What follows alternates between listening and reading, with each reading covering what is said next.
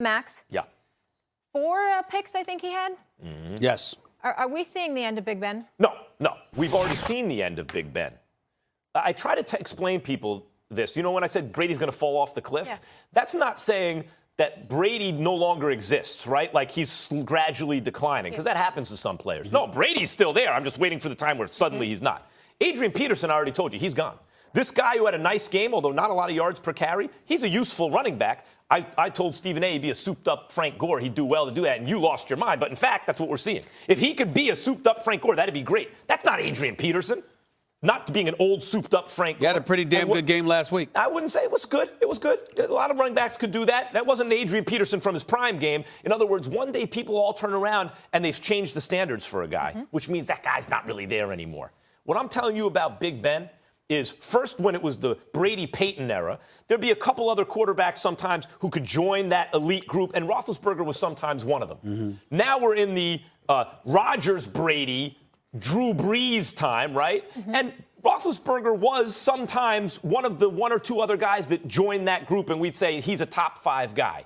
What I mean to say is that Roethlisberger, who we would sometimes say is a top 5 guy, he no longer exists. This is not that guy. I do not anticipate he will ever be a guy again who we look at and say he's a top 5 guy. So already our standards for Ben Roethlisberger are different than they used to be. So I'm saying he's been ended. The guy we once knew has been ended. This is like the continuation of a decline in his career. If you want to say that, then I think the why of it all is incredibly important. I think psychologically he's not the same person. I think psychologically teams, he doesn't intimidate anybody anymore. And I think that it resonates with me profoundly when you have Le'Veon Bell like you did last year, and you had an Antonio Brown like you did last year, and Juju Smith-Schuster shows up and he's doing his thing, and Jesse James, even though he's never been Heath or his predecessor at the tight end spot, he's still good, and you've got that offensive line.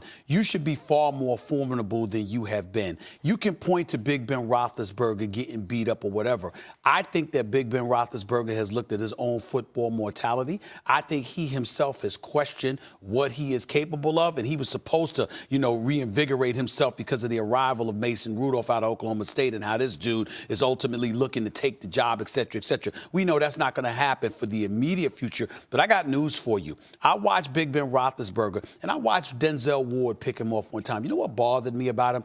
Denzel Ward is a rookie, and he read Big Ben Roethlisberger. Big Ben Roethlisberger didn't divert him. He fooled Big Ben Roethlisberger. He gave him the okie doke. He gave him the impression that he was going to his right when he came back to his left and had one of those interceptions. That bothered me. I'm looking at a Big Ben Roethlisberger in terms of his pocket presence, and I'm seeing a guy that used to shrug off defenders and then either get rid of the football or had an idea how close a defender was to him. I didn't see that going on. He completed just 56% of his passes on Sunday against the Cleveland Browns. Improved, no doubt, but damn it, there's still the Cleveland Browns. I don't want to hear it. So when I look at it from that perspective, if you're telling me from a skill set Big Ben Roethlisberger is done, that's not how I view it.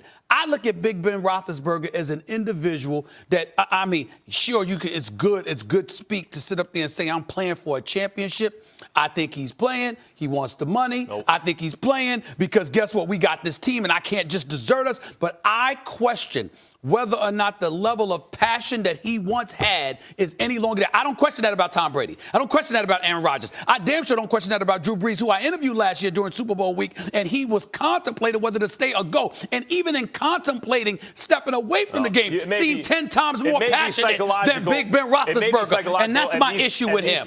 That's my issue with Big Ben. But Roethlisberger's taken much more of a beating than the other guys you've mentioned. Fair. And that can also beat the fight out of you in a way, and the will to run through the brick wall. What's interesting to me, but that offensive line has done a good job of protecting him. He holds on to the ball too much. Yeah, 5 years ago, the offensive line, not so much. That's but in recent years, it's been quite good. Which is why Tomlin came on the show and got on. That's the first thing he said to me. Stevie, you got on, you was getting on the offensive line. That's what he said. What's interesting to me about his draft class is Eli is not the same.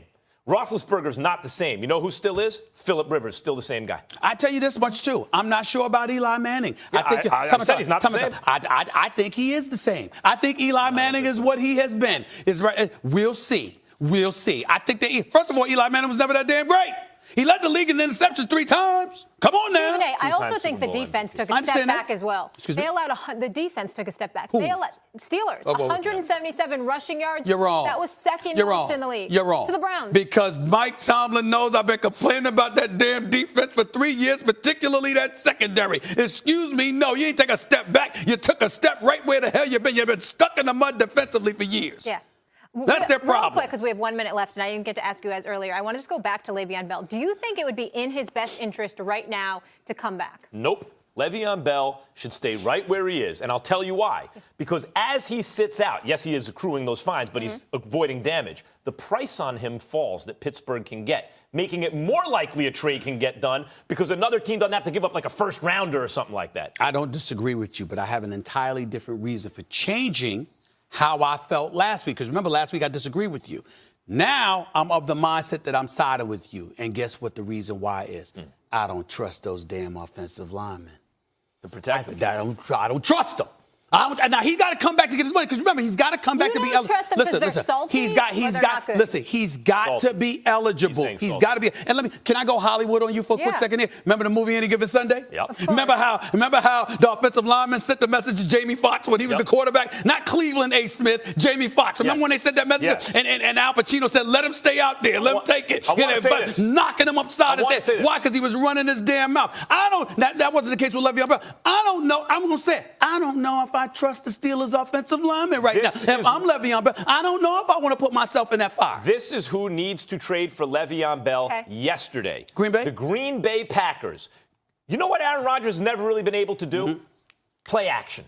Right? Like can you imagine? Just how do you stop this? Aaron Rodgers running play action with Le'Veon Bell, it's over. That is an unstoppable offense.